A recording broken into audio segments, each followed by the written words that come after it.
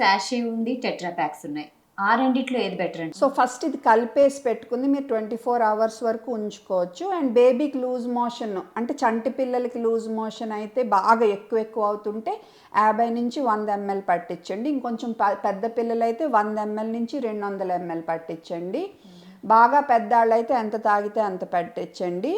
And loose motion అయినప్పుడల్లా and మీరు 24 గంటల కంటే ఇది వాడకూడదు, ఆ తర్వాత పాడేయాలి. బిడ్డ కనుక సరిగ్గా ఇవి తాగట్లేదు, చికాగ్గా ఉన్నాడు, మత్తుగా ఉన్నాడు, యూరిన్ వెళ్ళట్లేదు అంటే మాట తప్పనిసరిగా డాక్టర్ దగ్గరికి తీసుకెళ్ళాలి.